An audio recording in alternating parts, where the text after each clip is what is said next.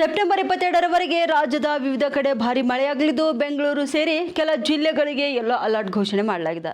ಅದು ಚಿತ್ರದುರ್ಗ, ಚಿಕ್ಕಬಳ್ಳಾಪುರ, ಕೊಡಗು, ಹಾಸನ, ಕೋಲಾರ, ಯಾದಗಿರಿ, ಕಲಬುರಗಿ, ಬೆಳಗಾವಿ ಜಿಲ್ಲೆಯಲ್ಲಿ ಸಾಧಾರಣ ಮಳೆಯಾಗಲಿದೆ. ಇನ್ನು ಒಟ್ಟಾರೆ ರಾಜ್ಯದಲ್ಲಿ ಅಲ್ಲಲ್ಲಿ ಚದುರಿದಂತೆ ಮಳೆ ಸುರಿದಿದ್ದು ಯಾದಗಿರಿ, ಕಲಬುರಗಿ, ಬೆಳಗಾವಿಯಲ್ಲಿ ಸಾಧಾರಣ ಮಳೆಯಾಗಲಿದೆ. ಇನ್ನು ಒಟ್ಟಾರೆಯಾಗಿ ರಾಜ್ಯದಲ್ಲಿ ಅಲ್ಲಲ್ಲಿ ಚದುರದಂತೆ ಮಳೆ ಸುರಿದಿದ್ದು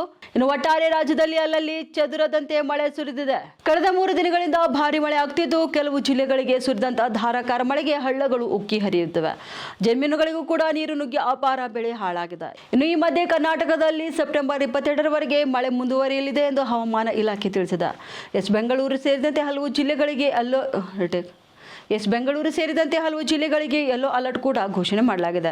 ಇನ್ನು ಯಾವೆಲ್ಲ ಜಿಲ್ಲೆಗಳಿಗೆ ಯೆಲ್ಲೋ ಅಲರ್ಟ್ ಅಂತ ನೋಡಬೇಕಾದ್ರೆ ಬೆಂಗಳೂರು ಗ್ರಾಮಾಂತರ, ಚಿತ್ರದುರ್ಗ, ಚಿಕ್ಕಬಳ್ಳಾಪುರ, ಕೊಡಗು, ಹಾಸನ, ಕೋಲಾರ ಮತ್ತು ತುಮಕೂರು ಜಿಲ್ಲೆಗಳಿಗೆ ಯೆಲ್ಲೋ ಅಲರ್ಟ್ ಘೋಷಣೆ ಮಾಡಲಾಗಿದೆ. ಜೊತೆಗೆ ಕರಾವಳಿ ಜಿಲ್ಲೆಗಳು ಅಂದರೆ ಉಡುಪಿ, ಉತ್ತರ ಕನ್ನಡ ಮತ್ತು ದಕ್ಷಿಣ ಕನ್ನಡ ಭಾಗದಲ್ಲಿಯೂ ಕೂಡ ಹೆಚ್ಚು ಮಳೆಯಾಗಲಿದೆ. ಇನ್ನು ಬೆಂಗಳೂರು ಸುತ್ತಮುತ್ತಲಿನ ಪ್ರದೇಶಗಳಲ್ಲಿ ಸಾಮಾನ್ಯವಾಗಿ ಮೋಡ ಕವಿದ ವಾತಾವರಣವಿರಲಿದೆ. ಗುಡುಗು ಸಹಿತ ಸಾಧಾರಣ ಮಳೆಯಾಗುವ ಸಾಧ್ಯತೆ ಕೂಡ ಕಂಡುಬಂದಿದೆ. ಇನ್ನು ಗರಿಷ್ಠ ಮತ್ತು ಕನಿಷ್ಠ ತಾಪಮಾನ ಕ್ರಮವಾಗಿ 27 ಡಿಗ್ರಿ ಸೆಲ್ಸಿಯಸ್ ಮತ್ತು 20 ಡಿಗ್ರಿ ಸೆಲ್ಸಿಯಸ್ ಇರುವ ಸಾಧ್ಯತೆ ಕೂಡ ಕಂಡುಬಂದಿದೆ.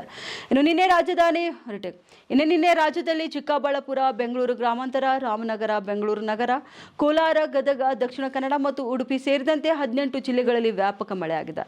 ವಿಜಯಪುರ, ಕೊಪ್ಪಳ ಮತ್ತು ತುಮಕೂರಿನಲ್ಲಿಯೂ ಕೂಡ ಸಾಧಾರಣ ಮಳೆ ಸುರಿದಿದೆ. ಇನ್ನು ಯಾದಗಿರಿ, ಕಲಬುರಗಿ, ಬೆಳಗಾವಿ, ಹಾಸನ, ಚಿಕ್ಕಮಗಳೂರು, ಚಾಮರಾಜನಗರ, ಉತ್ತರ ಕನ್ನಡ, ಕೊಡಗು ಮತ್ತು ಮಂಡ್ಯದಲ್ಲಿಯೂ ಕೂಡ ಸಾಧಾರಣ ಮಳೆಯಾಗಿದೆ.